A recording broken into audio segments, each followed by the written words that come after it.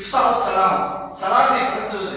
நீங்கள் சந்திக்கிறீங்க, அந்த மனசுக்கு உங்களுக்கு தெரிஞ்சவரோ தெரியாதவரோ யாரா இருக்கட்டும், பார்த்து அஸ்ஸலாமு அலைக்கும் சொல்லுங்க. இஸ்லாம் சொல்லுது. அவர் பார்த்து தெரிஞ்சவரா, பணக்காரா இருக்காரா, நம்மளோட அஸ்ஸலாமு அலைக்கும் வாங்க அப்படி அவர் உண்மையில யாரா இருக்காரா, நம்ம வந்திருக்காரு அப்படி போய் சலாம் இன்னைக்கு இஸ்லாம் அல்லாஹ் சொல்லவில்லை.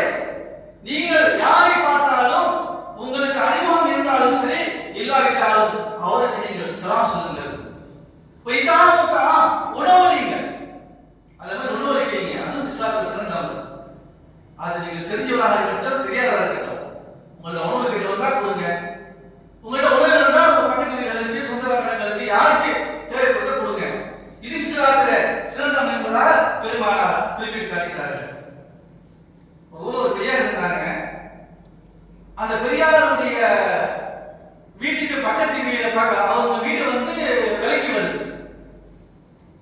அப்ப அந்த விலை வந்து அவங்க விலை கூட வைக்கிறாங்க அந்த பெரியார். அப்போ கேட்டாங்க, என்ன இந்த இடத்துல இந்த விலைக்கு இருக்கீங்களே, இந்த பக்கத்துல இன்னொரு பெரியார் இருக்கிறார், இன்னொருத்தர் மனுஷன் இருக்கிறார், பேர் நடந்து போச்சு. அவர் வீட்டுல என்ன சாப்பாடு மூடிக்கு வந்துடும், என்ன சாப்பாடு மூடிக்கு வந்துடும், அந்த வாசனை எங்க வீட்டுக்கு சாப்பாடு வந்துடும். அப்போ சாப்பாடு மிச்சம், உங்களுக்கு சாப்பாடுங்கிறது உங்களுக்கு மிச்சமா போயிடுச்சு, அதனால இந்த வீட்டு வேலை கூட வைக்கிறேன் அப்படின்னா நினைச்சுக்கலாம். அப்ப அது மாதிரி பக்கத்து வீடுகளுக்கு மத்தியில கொடுக்கல் வாங்கல் இருக்க வேண்டும் என்பதாக இஸ்லாம் குறிப்பிட்டு காட்டுகிறது. பெருமானார் பக்கத்து வீடை பற்றி சொல்லும் பொழுது சொந்தக்காரன் எந்த அளவுக்கு நெருக்கமாக இருக்கோ அதை விட அதிகமாக உரிமை பக்கத்து வீட்டுக்கு இருக்குது என்பதாக சொல்லி முடிச்சாங்க. பக்கத்து வீட்டுக்கு உரிமை நம்ம சொந்தக்கார அண்ணன் தம்பியை விட பக்கத்து வீட்டில் உரிமை இருக்கிறது அதிகமாக இருக்கிறது என்பதாக பெருமானார் குறிப்பிட்டு காட்டுகிறார். அந்த அளவுக்கு பக்கத்து வீடுகளை பற்றி இன்னுமா சொல்றாங்க. சொல்லிட்டு உங்கள் அண்டை வீடாவோடு நீங்கள் நடந்து கொள்ளுங்கள். உங்கள் வீட்டில் ஒரு கால் குளம் வைத்தால் கூட உங்கள் பக்கத்து வீட்டுக்கு கொடுங்க என்பதாக பெருமானார் அந்த அளவுக்கு இது செய்யறாங்க. அந்த இடத்துல உரிமையை பெறுகிறார். நம்மளே தெரியவில்லை.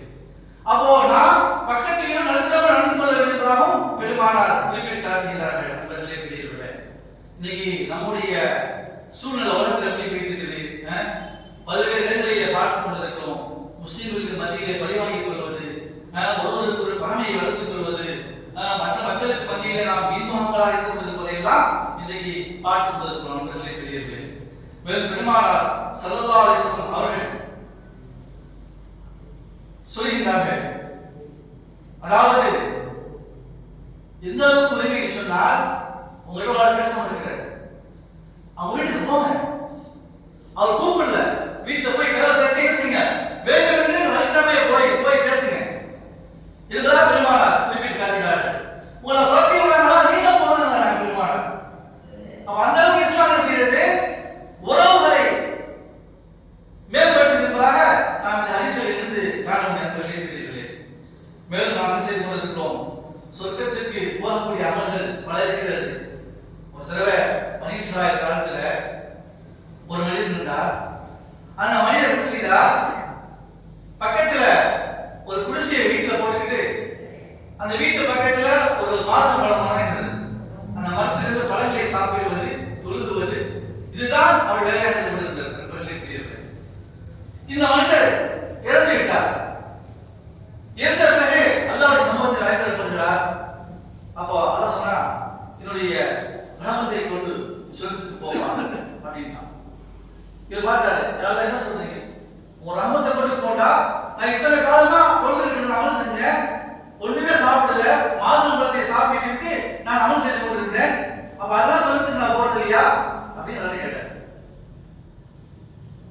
அல்லாஹ் சொன்னா, நீ நரகத்துக்கு போகணும், நீ நரகத்துக்கு போ அப்படின்னா. அது ஒண்ணு விளங்கல. நரகத்துக்கு போக சொன்ன அந்த நரகத்துடைய காவலாளி ஒரு அழைச்சிட்டு போயிட்டே இருக்கிறார். அழைச்சிட்டு போய் தண்ணி தாவடிக்குது, தண்ணி வளர்ச்சி போச்சு, அவருக்கு ரொம்ப தாவடிக்குது. அந்த வழியாக ஒருவர் தண்ணி எடுத்து கொண்டு போய் கொண்டிருக்கிறார். அவர்கிட்ட தண்ணி கொடுங்கன்னு கேட்கிறாரு. அப்போ சொல்றாரு, அவர் சொல்ற வழியை பார்த்து சொல்றாரு, நீ செஞ்ச எல்லா அமல்களையும் கொடுத்தா எனக்கு தண்ணி கொடுக்க மாட்டார். உலகத்துல நீ செஞ்ச எல்லா நல்ல அமல்களையும் கொடுத்து விட்டா உனக்கு தண்ணி கிடைக்காது. அவர் பார்த்தாரு, இவ்வளவு அமலை கொடுத்து நம்ம தண்ணி வாங்கணுமா, தண்ணி வேணாம், அப்படியே போயிட்டே இருக்கிறார். மீண்டும் அவருக்கு தாகம் கிடைக்கிறது, அந்த தண்ணி கீழே போயிட்டு தேவை போயிட்டு இருக்கிறார். தண்ணி ஒரு கிளாஸ் கொடுங்க கேட்கிறார். அப்ப அவர் திரும்பி சொன்னாரு, நீங்க உலகத்தில் எல்லா அமலையும் கொடுத்து தண்ணி கொடுக்கிறேன்ட்டார். அது மாத்திர பேரவே இல்லை, கொடுத்துட்டா எல்லா அமலையும் எடுத்துக்கேன் தண்ணி கொடுக்கின்றார். எல்லா அமலையும் அவரை கொடுத்துட்டு தண்ணி வாங்கி குடிச்சார். அப்ப அல்லாஹ் ஆசீர்வதிச்சு, ஓ மனிதரே, நீ உலகத்துல செய்ய எல்லா அமலும் இந்த மறு உலகத்துல ஒரு கிளாஸ் தண்ணிக்கு தான் சமம். நீ உலகத்துல தொழுதுகிட்டு இருந்திய, அமல் செஞ்சிய, இந்த எல்லா எதுக்கு சமம்? இந்த ஒரு கிளாஸ் தண்ணிக்கு தான் இந்த அமல் எல்லாம் சமம். இப்ப காலையில எல்லாம் உலகத்துல தண்ணி கொடுத்தேனே, ஊட்டியிலிருந்து கொடுத்தேன், ஆலையிலிருந்து கொடுத்தேன், மலையிலிருந்து கொடுத்தேன், அதுக்கு முன்னால் பாரமாக கொடுக்க முடியுமா என்பதை அல்லாஹ் கேட்டான். ஒரு கிளாஸ் தண்ணி செஞ்ச அமல் ஃபுல்லா உலகத்துல செஞ்சாங்கன்னா இந்த ஒரு கிளாஸ் தண்ணிக்கு தான் சமமா போச்சு. அப்ப காலமெல்லாம் உன்னை வாழ வைத்து உனக்கு தண்ணி வழங்கினே, அதுக்கு முன்னாடி கொடுக்க முடியுமா என்பதாக அல்லாஹ் கேட்ட உடனே அந்த அல்லாஹ்ட்ட மன்னிப்பு கேட்டீங்க, அல்லாஹ் மன்னிச்சுன்னு சொன்னான். அல்லாஹ் சொன்னா நீ சொர்க்கத்துக்கு போ. அப்போ சொர்க்கத்துக்கு போவது என்பது நம்முடைய அமல்களை கொண்டு அல்ல, தொழுகையை கொண்டு, ஜகாத்தை கொண்டு, நோன்பை கொண்டு அல்ல. அதே சமயத்தில் நற்குணங்களை கொண்டு நாம் சொர்க்கத்துக்கு போக முடியும்.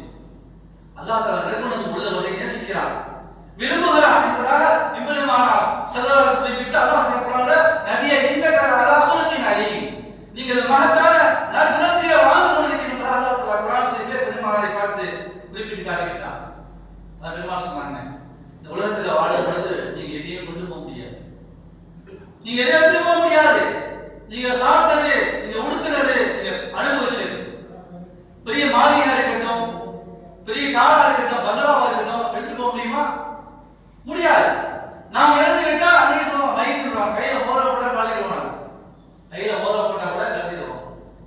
அதாவது குஜராத்தில் ஒரு பெரிய நகை கடை வச்சிருந்தார். குஜராத் நகை வியாபாரி. அவர் 2 ஆண் பசங்க, 2 ஆம்பளை பிள்ளைங்க இருந்தாங்க, 2 ஆம்பளை பிள்ளைங்க. அவர் மூத்தா போன பிறகு அவர் 4 தங்கப்பல் கட்டியிருந்தார், 4 தங்கப்பல்ல கட்டியிருந்தார். அப்போ அந்த பிள்ளைங்க பேசிட்டாங்களா, இந்த தங்கப்பல்லோட அடக்கம் பண்ணக்கூடாது, அடக்கம் பண்ணக்கூடாது, அதனால அந்த தங்கப்பல் 4 கட்டி ஆளுக்கு 2 எடுத்துக்கோண்டாம், ஆளுக்கு 2 எடுத்துக்கோம். எப்படி பாருங்க, பெரிய நகை மாதிரி கோடிக்கணக்கில் பிசினஸ். ஆனா அவன் ஈமான் இல்லை, இஸ்லாம் இல்லை, புதிய இஸ்லாத்துல வளர்க்க ஈமான் வளர்க்கல. அப்ப தாம மூத்தா போன கூட அந்த 4 தங்கப்பல் செய்யக்கூடாது, போயிடக்கூடாது, அதை கரட்டி ஆளுக்கு 2 எடுத்து பேசிக்கலாம். வளர்ச்சிக்கலாம். அப்ப நம்ம மூத்தா போயிட்டா நம்ம கிட்ட இருந்த ஒன்றும் கூட வராது. நம்முடைய நற்குணங்கள் வரும். நாளைக்கு மறுமையில நற்குணம் பேசணுமா? இந்த உலகத்தில் வாழும் பொழுது இந்த மனிதர் நற்குணத்தோடு வாழ்ந்தார், சொர்க்கத்துக்கு கொண்டு போய் அல்லாஹ் சிபாரிசு செய்யணும். உங்களுக்கு தெரியாது, அந்த நற்குணத்தோடு நம்ம வாழ நம்மளுக்கு தெரியாது. இந்த சம்பவத்தை நான் முடிச்சுக்கிறேன். ஒரு சஹாபி இருந்தாரு, அவர் பள்ளிவாசலுக்கு வர்றார். வரும்பொழுது பெருமாள் அவரை பார்த்து சொன்னாங்க, இது சொர்க்கவாதி என்பதாக சொன்னாங்க. 2வது நாள் வராரு, அப்பயும் சொன்னாங்க இவர் சொர்க்கவாதி என்பதாக. 3வது வராரு, சொர்க்கவாதின்னு சொன்னாங்க. சொன்ன உடனே ஒரு சஹாபி பார்த்துட்டு இருந்தாங்க. இவர் வீட்டுக்கு போன பிறகு நேரா அந்த சஹாபி அப்துல்லா முஹம்மது சொல்ற சஹாபி நேரா வீட்டுக்கு போனாங்க. சஹாபியே, எனக்கு எங்க அத்தாவுக்கு சில பிரச்சனை, சண்டை, வீட்டுக்கு நாங்கள் போக மாட்டாங்க, 3 நாளைக்கு கூட தங்கிக்கிறேன், அனுமதி கொடுங்க அப்படின்னு கேட்டாங்க. அப்படியா, சித்தாவும் தங்கிக்க மாட்டாங்க. அவன் 3 நாள் அந்த சஹாபி கிட்ட போய் யார் ரசூலுல்லாஹ் சொர்க்கவாதி சொன்னாங்களோ அந்த அன்சாரி சஹாபி கிட்ட போய் இந்த அப்துல்லா முஹம்மது சொல்லக்கூடிய சஹாபி தங்குறாங்க. தங்கிட்டு பார்க்கறாங்க, என்ன அமல் செய்யறாரு, சொர்க்கவாதி சொல்ற ரசூலுல்லாஹ் போட்டாங்க, என்ன அமல் செய்யறாரு, அப்படி என்னதான் செய்யறாரு பார்க்கறாங்க. அவர் பல வேலைக்கு போய் அவருடைய பயிருக்கு போறாரு, விவசாயத்துக்கு போறாரு, வர்றாரு, ஃபர்து தூங்குறாரு, படுத்துறாரு, இப்படி செஞ்சுட்டு இருக்கிறாரு. நைட்ல எழுதிக்கிறாரு, பேண்ட் போட்டா சுப்ஹானல்லாஹ் அல்ஹம்துலில்லாஹ் சொல்றாரு, தஹஜ்ஜுத் தொழுதுல, தஹஜ்ஜுத் கூட தொழ மாட்டாரு, தஹஜ்ஜுத் தொழுதுல 3 நாள் அவளை கவனிச்சிருக்காங்க. என்ன செய்யறாரு, நான் ஃபர்தான வச்சு தொழுகிறாரு, மற்ற மேல்மிச்ச நஃபீலா அவாமீனு தஹஜ்ஜுத் தொழுகை என்ன தொழுகவே இல்லை அவரு. இப்படியே பார்த்துட்டு 3 நாள் கழிச்சு சஹாபி அவர்கள, உண்மையிலே எனக்கு எங்க அத்தாக்கெல்லாம் பிரச்சனை கிடையாது, சண்டை கிடையாது, எதுக்காக நான் உங்களை வீட்டுல தங்கன்னு சொன்னாக்கா, நீங்க 3 நாள் பயாசத்துக்கு வந்தீங்க, வரும்பொழுது ரசூலுல்லாஹ் சொன்னாங்க இவர் சொர்க்கவாதி சொன்னாங்க. அப்படி என்னதான் இந்த சொர்க்கவாதி ரசூலுல்லாஹ் வரைய சொல்றாங்க, என்ன அமல் செய்யறாரு என்பதை பார்க்க வேண்டும் தான் ஆசைப்பட்டேன். நான் தங்கினேன். அந்த 3 நாள் உங்களை பார்த்தாக்கா 5 வேளை ஃபர்து தொழுது நீங்க கரெக்டா உங்க வேலைக்கு போறீங்க, சாப்பிடுறீங்க, படுக்கிறீங்க, நைட்டு கூட தஹஜ்ஜுத் தொழுவது இல்லை, மற்ற எந்த அமல் செய்யறது இல்லை. அப்படி என்னதான் அமல் செஞ்சீங்க, என்னதான் உங்களுக்கு அந்த மாதிரி இருந்துச்சு அப்படின்னு கேட்கும் பொழுது அந்த சஹாபி சொன்னாங்க, என்னுடைய வாழ்க்கையில இதுவரையும் இஸ்லாத்தை ஏற்பதற்கு முன்பதாகவும் சரி, இஸ்லாத்தை ஏற்ற பின்னும் சரி, என் வாழ்க்கையில் நான் இதுவரையும் யாரையும் குறை சொல்லியது கிடையாது. யாரையும் குறை சொல்லியது கிடையாது. யாரை பற்றியும் நான் தப்பான எண்ணம் கொண்டது கிடையாது. இதுதான் என் வாழ்க்கையில செஞ்சிருக்கேன், இதுதான் அமல் செஞ்சிருக்கேன் அப்படின்னு சொன்னாங்க சார். உமர் ரலியல்லாஹு மகா பேர் தான் அப்துல்லா பின் உமர். அவர் சொன்னாராம், நிச்சயமாக இந்த ஒரு காரணத்தின் காரணமாகத்தான் உங்கள் அமல் பிறரை பற்றி தப்பான எண்ணம் இல்லாமலும், பிறரை பற்றி குறை கூறாமலும், புறம் பேசாமலும், நீங்கள் யாரை பற்றியும் கொஞ்சம் கூட கெட்ட எண்ணம் இல்லாமல் நீங்கள் வாழ்ந்திருக்கிறீங்களோ, இந்த எண்ணம் தான், இந்த அமல் நல்ல எண்ணம் தான், நல்ல அமல் தான் உங்களை சுத்தவாசி ஆக்கி இருக்கிறதாக அவங்க சொல்லிட்டு வீட்டோட பண்றாங்க. வழங்குச்சிங்களா? இஸ்லாத்தில் நாம் வாழக்கூடிய நாம் காலமெல்லாம் தொழுகிறோம், நோன்பு வைக்கிறோம், ஜகாத் கொடுக்கிறோம், ஹஜ் செய்கிறோம். ஆனால் அந்த அமல்களுக்கெல்லாம் நமக்கு சொர்க்கம் கிடைக்குமா என்று சொன்னால், அந்த அமல்கள் எல்லாம் நல்ல எண்ணத்தில் செய்யப்படவில்லை என்று சொன்னால் நிச்சயமாக கிடைக்காது. அதை விடமான வலியுறுத்துகிறார்கள், நீங்கள் வாழும் பொழுது சொர்க்க, அதாவது நல்ல எண்ணத்தோடு வாழுங்கள் என்பதாக குறிப்பிட்டு, சின்மன் கத்தாக்க, உங்களை யார் துண்டித்து வாழ்கிறார்களோ அவரோடு சேர்ந்து வாழுங்கள். உங்களை துணிச்சு வாழ்றாங்க, உங்களை புறக்கணிக்கிறாங்களா, சேர்ந்துங்க, சேர்த்து கொள்ளுங்கள். வாஃபு அம்மன் சரபக்க, உங்களுக்கு அநியாயம் செஞ்ச மன்னிச்சிருங்க. உங்களை அநியாயம் செய்திருக்கிறாங்க, காலமெல்லாம் வேறு அநியாயம் செய்யறாங்க, அப்படிப்பட்ட அவர்களை பார்த்து நீங்கள் மன்னித்து விடுங்கள். வாசி மகன் அசா இலைக்க, உங்களுக்கு யார் தீங்கு செய்யறாங்களோ நல்லது செய்யுங்க.